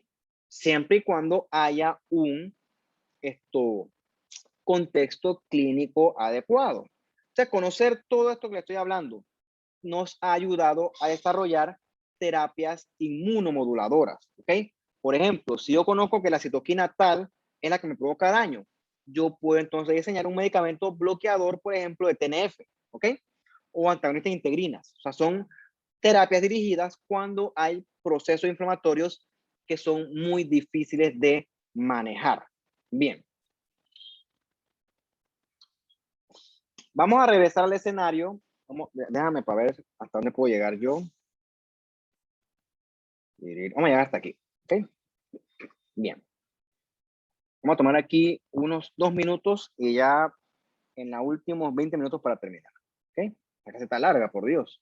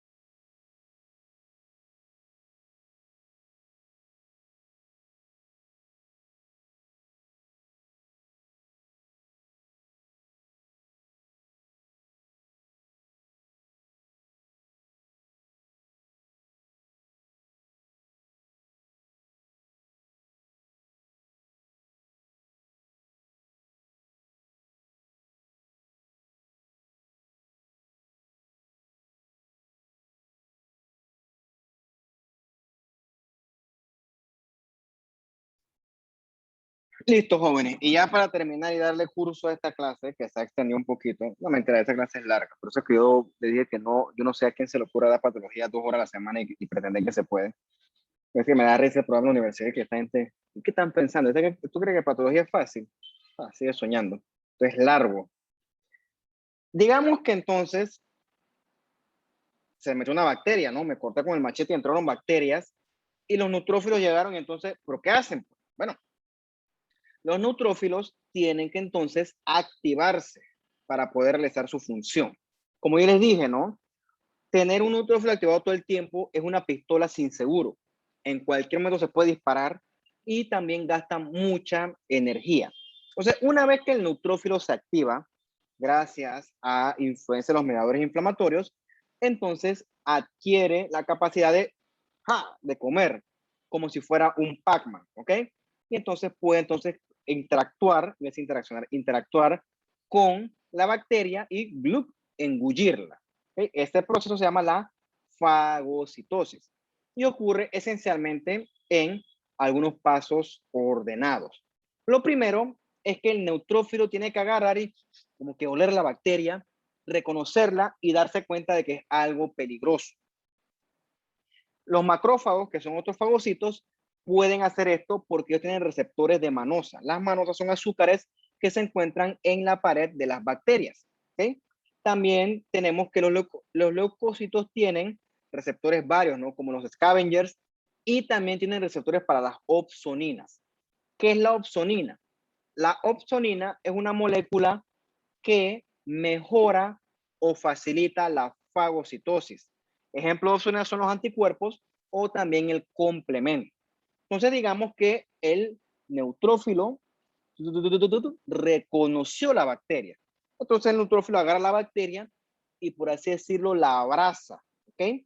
Y la incorpora hacia dentro de su citoplasma en un proceso muy parecido a la endocitosis, solamente que lo que estás engullendo ahorita es una vesícula que contiene una bacteria, se llama el fagosoma. Dentro del neutrófilo, como esto que estás viendo acá, el neutrófilo agarró y se comió estas bacterias que son diplococos gram negativos. Dentro de ese neutrófilo, esa bacteria que va dentro de una vesiculita se fusiona con el lisosoma. Entonces, que el lisosoma está lleno de enzimas hidrolíticas que destruyen. Entonces, esa fusión se llama el fagolisosoma y en el fagolisosoma se liberan esas enzimas hidrolíticas y esas enzimas, palabras menos, destruyen a la bacteria. Y en papel, la fagocitosis fue exitosa porque destruyó el agente ofensor en papel. ¿Qué ocurre? Durante este proceso se pueden liberar estos gránulos peligrosos a el tejido circundante. ¿Okay? Entonces se dañan tejidos que no estaban involucrados en la batalla. Bien. Estos que están acá son diplococos gram negativos. Son clásicos de la gonorrea. ¿Ok? Neisseria gonorrhoeae. Gonorrhoeae. ¿Ok? Obviamente para diagnosticar no tienes que hacer un frotis. La clínica es suficiente. Paciente con historia de que tuvo relaciones sexuales sin protección con una pareja que no es su pareja, al día siguiente o al tiempo, esto tiene secreción purulenta por la uretra, ardor, dolor, le duele por orinar que se llama disuria, y eso es casi que diagnóstico de infección por gonorrea. Se hace que son las garras, eso es pus, por cierto, y lo ves, le hace un frotis y lo ves al microscopio, tú vas a ver que eso está lleno de neutrófilos con restos celulares y son neutrófilos que en su citoplasma están llenos de diplococos gram negativos. ¿Okay? Eso es clásico de la gonorrea. Bien, entonces es lo que ocurre más o menos en este esquema del libro. Tienes acá el leucocito, que digamos que es un neutrófilo, ves que el leucocito, tiene receptores que interactúan con elementos propios de la superficie de la bacteria. Es el neutrófilo, sí, efectivamente es una bacteria. Y lo abraza, ¿ok? Lo abraza al punto que lo engulle. Y dentro de él se forma una bacteria dentro de una vesícula, ¿ok? Fagosoma. Entonces, ese fagosoma se fusiona con el lisosoma y se forma el fagolisosoma. Y dentro del fagolisosoma se liberan enzimas hidrolíticas que destruyen, killing and degradation, destruyen esa pobre bacteria. Bien. Aparte de las enzimas hidrolíticas como tal, también dentro del lisosoma, en este caso el neutrófilo, se generan otras sustancias destructoras hacia esa bacteria. Ejemplo de estas son las que ya conocimos, que son los ROS, ¿no? Las especies reactivas de oxígeno, y también encontramos las especies reactivas de nitrógeno. ¿Okay? Estos ROS forman este anión superóxido. ¿Okay? El anión superóxido se convierte a peróxido de hidrógeno. ¿Okay? Entonces, ese peróxido se transforma gracias a una enzima propia del neutrófilo, que es la mieloperoxidasa, se transforma a hipoclorito. Ese hipoclorito no es muy diferente al cloro que tú utilizas en tu casa, ya sea para lavar la ropa, para limpiar, para trapear, para lo que más te guste, para limpiar los baños también. O sea, ese mismo cloro, ese hipoclorito, es el que en nuestro cuerpo, en nuestros neutrófilos, agarra y participa en la destrucción de las bacterias. Otro tipo de radical libre es la especie de nitrógeno, en este caso NO, que es de óxido nítrico, que ocurre sobre todo o que es inducido sobre todo por los macrófagos. Entonces, el óxido nítrico genera peroxinitrito, que también va a dañar elementos propios de la bacteria, ¿no? Y de las células también, ¿por qué no? Daña ácidos nucleicos, daña lípidos, etc. Importante, primero que usted conoció el óxido nítrico también en fisiología, aparte de ser un radical, de ser un radical libre, de ser una especie de reactor de nitrógeno, el óxido nítrico también es un potente vasodilatador, ¿ok? Es un potente vasodilatador, pero ves que es una molécula con función dual también. Bien, ya hablamos un poquito de las enzimas estas hidrolíticas propias del neutrófilo y también del macrófago. O sea, ellos son como las balas de una pistola. O sea, son balas que cuando se activan destruyen, ¿ok? Entonces el neutrófilo tiene gránulos tanto específicos como azurófilos. En esos gránulos están cargados de enzimas, enzimas que destruyen, ¿ok? Y que están llamadas a destruir el agente ofensor. Cool, no pasa nada. ¿Cuál es el problema? Que a veces esos gránulos se pueden liberar hacia el medio extracelular y dañar los tejidos que no están involucrados, ¿ok? Los tejidos circundantes. Entonces, eso genera una respuesta inflamatoria con los clásicos síntomas cardinales de la inflamación. ¿Qué ocurre? Hasta cierto punto nuestro cuerpo tiene mecanismos antiinflamatorios, ¿ok? Que evitan estos efectos destructivos propios del neutrófilo. Pero, repito, esto se puede salir de las manos, ¿ok? Si la respuesta inflamatoria no es bien regulada. ¿Bien? Entonces, cuando la respuesta no es regulada, nuestros propios leucocitos nos causan daño. Un ejemplo de esto se ocurre cuando la pelea contra un microbio es a muerte. Oye, cuando el microbio es difícil de erradicar y la infección es muy prolongada. Esto es raro, pero puede ocurrir, por ejemplo, con bichos obstinados como la tuberculosis. Realmente la tuberculosis es tu propio cuerpo con tus propios macrófagos lo que genera un daño excesivo, ¿ok? Un daño excesivo que es lo que termina matando al paciente. De la tuberculosis hablamos un poquito más la última clase de inflamación. Otro ejemplo donde la inflamación produce más daño que beneficio es una enfermedad autoinmune, ¿ok? También, por ejemplo, la alergia. Por ejemplo, una alergia frente a un camarón, el camarón no me hace daño a mí. Entonces, ¿para qué mi cuerpo reaccionó frente al camarón? ¿Ves? Es una reacción sin ningún tipo de fin biológico productivo. Lo que tienes es un sistema inmune que es hiperactivo, ¿ok? Y también puedes tener fagocitos que se frustran y entonces comienzan a liberar muchos gránulos al medio extracelular, gránulos cargados de enzimas. Entonces, en estos escenarios, nuestros leucocitos que tienen que ayudarnos, lamentablemente son los que nos van a provocar daño a nuestros propios tejidos, ¿ok? Con el tiempo, veremos que los leucocitos en inflamación aguda van a tener otras funciones fuera de la fagocitosis. Bien, el macrófago de la inflamación aguda se llama el macrófago de la vía clásica. Cuando vemos la inflamación crónica, vemos que hay otro tipo de inflamación que en la cual el macrófago se activa por otra vía, que es la vía alternativa, que es un macrófago con unas funciones totalmente distintas. Bien, vamos a centrarnos en el macrófago de la vía clásica. No solamente es un fagocitador por excelencia, un fagocito por excelencia, sino que dijimos que él también secreta citoquinas, ¿ok? Citoquinas que pueden regular, en este caso amplificar o limitar esta reacción inflamatoria y que también puede secretar factores de crecimiento, ¿ok? Que favorecen, en este caso también, la proliferación del endotelio o fibroblastos, de que son otras funciones distintas a la fagocitosis. Bien, antes, cuando yo estudié, me enseñaron que en inflamación aguda solamente participan neutrófilos y macrófagos. Pero cuando hice la revisión de este tema, hace como 2 años, en el libro decía también que los linfocitos T, que se pensaba que solamente participaban en la inflamación crónica, se ha visto que también contribuyen a la inflamación aguda.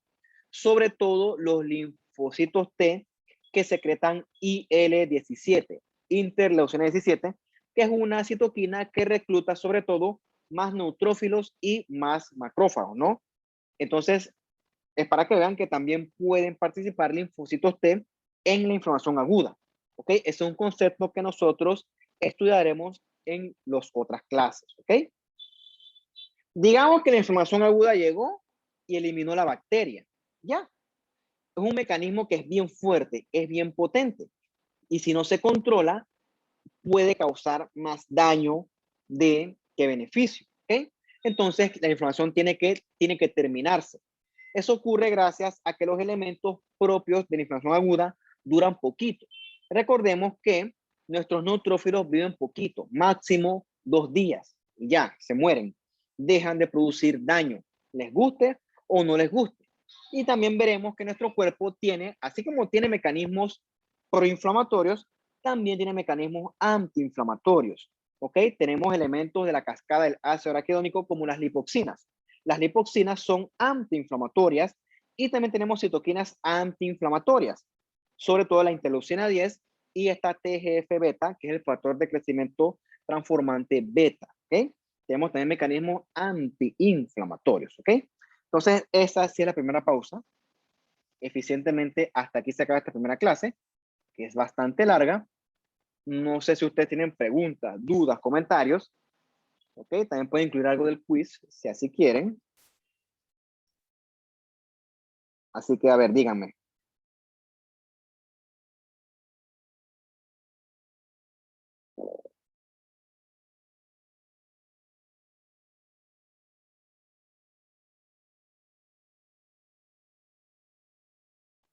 Bueno, si no hay nada que agregar, entonces los dejo y entonces pues concluimos nosotros por esta semana. Cuando les habilite el quiz les aviso y si tienen preguntas en ese momento pues verificamos y ahí vamos, ¿no? Ustedes saben cómo funciona esto.